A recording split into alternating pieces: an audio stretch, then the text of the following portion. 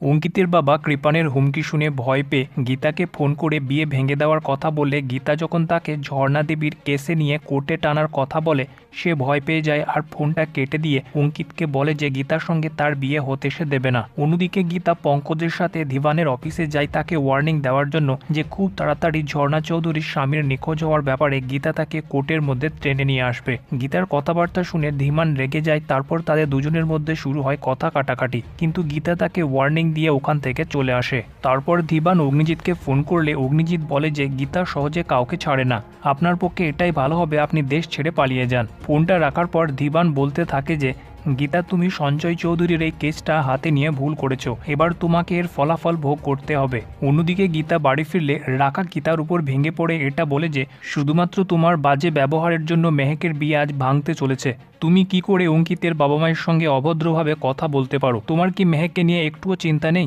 গীতা বলে আমি মেহেকের কথা ভেবে ওনাকে জবাব দিয়েছি, উনি মেহেকের উপর প্রশ্ন তুলছিল আর এই বাড়ির পুত্রবধূ হিসাবে আমি সেটা সহ্য করতে পারবো না। তারপর প্রলয় সেখানে এসে রাকাকে বলার চেষ্টা করে যে গীতা যা করেছে ঠিকই করেছে।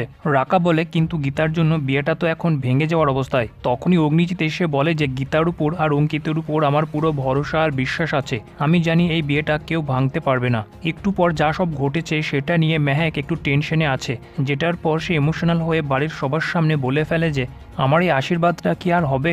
এখন যা পরিস্থিতি আমার আশীর্বাদ হবে বলে তো মনে হচ্ছে না। যেটা শুনে গীতা মেহেকের দিকে তাকিয়ে বলে যে তুমি শুধু অঙ্কিতের ভালোবাসার উপর বিশ্বাস রাখো।